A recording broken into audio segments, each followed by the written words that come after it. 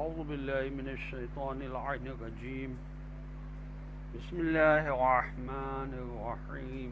ومن جاهد فإنما يجاهد لنفسه إن الله لغني عن العالمين. والذين آمنوا وعملوا الصالحات لنكفرن عنهم سيئاتهم ولنجزينهم أحسن الذي كانوا يعملون.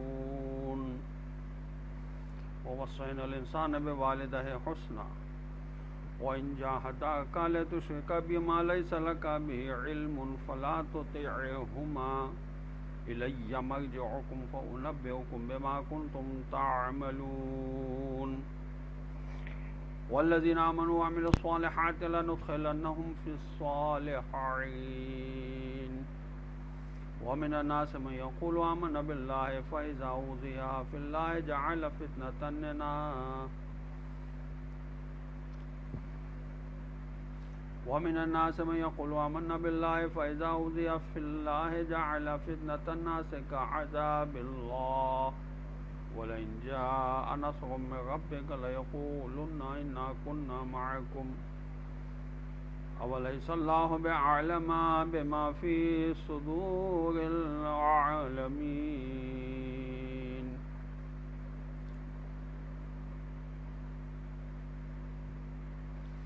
وَلَيَعْلَمَنَّ اللَّهُ الَّذِينَ آمَنُوا وَلَيَعْلَمَنَّ الْمُنَافِقِينَ. اللهم صل على محمد وآل محمد وعجل فرجهم. السلام علیکم ورحمۃ اللہ وبرکاتہ. اللہ تبارک و تعالیٰ کا شکر ہے کہ میں نے سورہ عنکبوت قرآن مجید کا 29 نمبر کا سورہ ہے، اس کی آیات 6 سے لے کر 11 تک حاصل کیا، جس کا ترجمہ آیت نمبر 6 کا یہ ہے: اور جو شخص جفاکشی کرتا ہے تو وہ صرف اپنے فائدے کے لیے جفاکشی کرتا ہے، اللہ تو یقیناً سارے عالمین سے بے نیاز ہے. جو جد و جہد اور مصائب و آلام کا مقابلہ کرے گا اور ہر قیمت پر اپنا ایمان بچائے گا، اس کا نتیجہ خود اس کے حق میں ہوگا. وہ اپنا مستقبل سنوارے گا، اپنی ابدی زندگی کو آباد کرے گا. اسی صحیح و کوشش سے خود تمہیں ارتقاء حاصل ہوگا اور تمہارے ایمان کی صداقت ثابت ہوگی، ورنہ خدا تمہاری صحیح و کوشش کا محتاج نہیں ہے. آیت نمبر 7 کا ترجمہ یہ ہے: اور جو لوگ ایمان لائے اور نیک اعمال بجا لائے، ہم ان سے ان کی برائیاں ضرور دور کر دیں گے اور انہیں ان کے بہترین اعمال کا صلہ بھی ضرور دیں گے. ایمان اور عمل صالح دونوں کے اثرات کا ذکر ہے. ایمان کے اثرات یہ ہیں کہ ایمان کی وجہ سے ایمان سے پہلے حالت کفر کے تمام گناہ معاف ہو جاتے ہیں، اور ایمان لے آنا حالت کفر کے تمام گناہوں کا کفارہ ہے. ایمان کے بعد بجا لائے جانے والے تمام اعمال صالحہ قابل قبول ہیں، ان کا ثواب ملے گا، کیونکہ ایمان کے بغیر نہ عمل صالح سود مند ہوگا اور نہ ہی گناہوں سے نجات ملے گی. ایمان گناہوں کا کفارہ اور قبول اعمال کا وسیلہ ہے. آیت نمبر 8 کا ترجمہ یہ ہے: اور ہم نے انسان کو اپنے والدین کے ساتھ اچھا سلوک کرنے کا حکم دیا ہے. اگر تیرے ماں باپ میرے ساتھ شرک کرنے پر تجھ سے الجھ جائیں جس کا تجھے کوئی علم نہ ہو، تو ان دونوں کا کہنا نہ ماننا. تم سب کی بازگشت میری طرف ہے، پھر میں تمہیں بتا دوں گا تم کیا کرتے رہے ہو. آیت نمبر 9 کا ترجمہ یہ ہے: اور جو لوگ ایمان لائے اور نیک اعمال بجا لائے، انہیں ہم باہر صورت صالحین میں شامل کریں گے. پہلے بھی ذکر ہو چکا ہے کہ اللہ تعالیٰ نے آنے والی نسل اولاد کی محبت تقویٰ انسان میں ودیت فرمائی ہے، اور جانے والی نسل والدین سے محبت کرنا تشریعاً واجب گردانا ہے. چونکہ جانے والی نسل کی جدائی اکثر ہر صورت میں ہونی ہے، یہ اللہ کی مہربانی کے مظاہر میں سے ایک مظہر ہے کہ اس جدائی کو سنگین نہیں بنایا. والدین پر احسان کے بارے میں سورہ بقرہ کی آیت 83، سورہ نساء کی آیت 36، سورہ انعام کی آیت 151، سورہ بنی اسرائیل کی آیت 23 کو ملاحظہ کیا جا سکتا ہے. اگر والدین، قرآن کہہ رہا ہے کہ تجھے مشرک بنانے کے لیے تجھ پر دباؤ ڈالیں اور شرک کے ارتکاب کرانے کی کوشش کریں تو ان کی اطاعت نہ کرنا. جاہداکا کی تعبیر اس بات کی طرف اشارہ ہے کہ والدین تجھے شرک اختیار کرنے کے لیے صرف حکم نہیں کرتے بلکہ وہ اس میں کوشش کرتے ہیں، تو اس پر دباؤ ڈالتے ہیں تو بھی اس کی اطاعت نہ کر۔ شرک ایک موہوم چیز ہے، اس کا واقع اور نفس الامر سے کوئی تعلق نہیں ہے، لہذا اس کا علم بھی نہ ہوگا۔ جس کا وجود نہیں اس کا علم کیسے ہوگا؟ اسی مطلب کو سورہ لقمان کی آیت نمبر 15 میں بھی بیان فرمایا ہے، لیکن وہاں فلا تطعهما، ان دونوں کی اطاعت نہ کرو، بعد ایک جملے کا اضافہ ہے، وصاحبهما فی الدنیا معروفا، خواہ والدین مشرک ہی کیوں نہ ہوں، البتہ انسانی پہلو کے تحت ان مشرک والدین کے ساتھ اچھا برتاؤ کرو۔ اسی لیے آیت میں فرمایا ہم نے انسان کو والدین کے ساتھ نیکی کرنے کا حکم دیا ہے، اس مسئلے کو انسان کی انسانیت سے مربوط فرمایا ہے۔ الی مرجعکم، یعنی ان دونوں مشرک والدین کی اطاعت نہ کرو، تمہیں اللہ کی بارگاہ میں حاضر ہو کر اللہ کو جواب دینا ہے۔ لا طاعۃ لمخلوق فی معصیۃ الخالق، خالق کی نافرمانی کر کے کسی مخلوق کی اطاعت نہیں ہونی چاہیے اور نہیں ہوتی ہے۔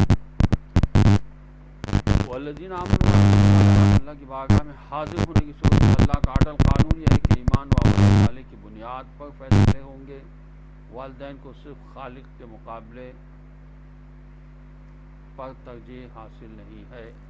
آیت نمبر 10 کا ترجمہ یہ ہے، اور لوگوں میں کچھ ایسے بھی ہیں جو کہتے تو ہیں ہم اللہ پر ایمان لائے، لیکن جب اللہ کی راہ میں اذیت پہنچتی ہے تو لوگوں کی طرف سے پہنچنے والی اذیت کو عذاب الہی کی مانند تصور کرتے ہیں، اور اگر آپ کے رب کی طرف سے مدد پہنچ جائے تو وہ ضرور کہتے ہیں ہم تو تمہارے ساتھ تھے۔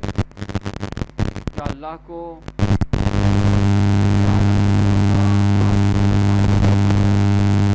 آیت نمبر 11 کا ترجمہ یہ ہے، اور اللہ نے یہ ضرور واضح کرنا ہے کہ ایمان والے کون ہیں، واضح کرنا ہے کہ منافق کون ہیں۔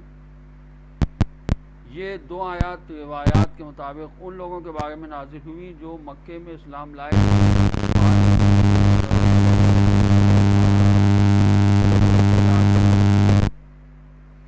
جب انہیں ایمان کی وجہ سے اذیت اٹھانی پڑی تو ان لوگوں کی طرف سے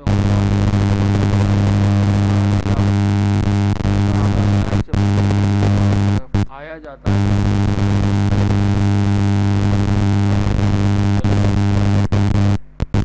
اذیت سے بچنے کے لیے کفر کی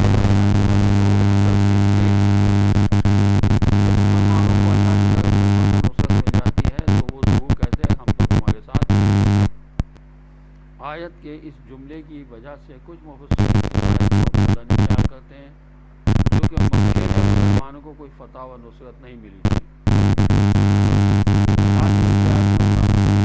ذکر ہے، ظاہر ہے کہ مکے میں نفاق کا سوال پیدا نہیں ہوتا کہ اسلام کا اظہار کوئی کرے اور دل میں کفر رکھے، مکے میں اس کا بالعکس ہو سکتا ہے، دل میں ایمان رکھے اور کفر کا اظہار کرے، یہ نفاق نہیں ہے، ضرورت کے وقت اس کی اجازت بھی ہے۔ اس موقع پر یہ سوال آتا ہے کہ مدینے میں کسی مسلمان کو ایسی اذیت نہیں ہوتی تھی کہ وہ دوبارہ کفر کی طرف چلا جائے، لہذا فتح و نصرت اور نفاق کی ایسی تشریح درکار ہے جو مکی حالات کے ساتھ سازگار ہو۔ تفسیر میزان فتح و نصرت کی تشریح کرتی ہے، اور نصرت فتح غنیمت میں منحصر نہیں ہے بلکہ آسودگی بھی اس کا مصداق ہو سکتی ہے۔ ساتھ قرآن اس بات کی صراحت نہیں ہے کہ نصرت حاصل بھی ہوئی ہے، چنانچہ ان شرائط کے ساتھ وَلَئِن جَاءَ نَصْرٌ، اگر نصرت الہی آ گئی کی تعبیر اختیار فرمائی جو واقع ہونے پر دلالت نہیں کرتی، اور نفاق سے مراد یہ ہے کہ اسلام کا اظہار کرنے کے بعد وہ دوبارہ کفر کی طرف لوٹ گئے۔ علامہ محسن نجفی صاحب کہتے ہیں کہ میرے نزدیک لغوی اعتبار سے نفاق ایسے لوگوں پر بیشتر صادقانہ ایمان لانے کے بعد کفر اختیار کرتے ہیں، کیونکہ نفاق اس سرنگ کو کہتے ہیں جس میں ایک طرف سے داخل ہوا جاتا ہے اور دوسری طرف سے نکلا جاتا ہے، ان میں سے ایک طرف سے ایمان داخل ہوا پھر نکل گیا تو یہ نفاق ہو گیا۔ بعض مکی نفاق کی یہ توجیہ کرتے ہیں کہ یہ لوگ اذیت کی وجہ سے دوبارہ کفر کی طرف لوٹ گئے، مگر وہ مسلمانوں سے اس کفر کو چھپاتے تھے اور اسلام کا اظہار کرتے تھے، چنانچہ سورہ نحل کی آیت نمبر 106 میں ان لوگوں کا ذکر ہے جو مرتد ہو گئے۔ اور دل کھول کر شرح صدر کے ساتھ کفر اختیار کیا، ان پر اللہ کا غضب ہے۔ دنیا کی اذیت کا عذاب الہی کے ساتھ موازنہ نہیں ہو سکتا، ایمان راسخ نہیں ہے تو آزمائش کا انسان متحمل نہیں ہو سکتا۔ خدا میں ایمان کے ساتھ عمل صالح کرنے کی توفیق عطا فرمائے، قرآن کو سمجھنے اور اس پر عمل کرنے کی توفیق عطا فرمائے، اور وارث قرآن حضرت امام زمانہ عجل اللہ تعالیٰ فرج شریف کے ظہور میں خداوند عالم تعجیل فرمائے، ان کے آوان و انصار میں ہمیں شامل ہونے کی توفیق عطا فرمائے۔ والسلام علیکم ورحمۃ اللہ وبرکاتہ۔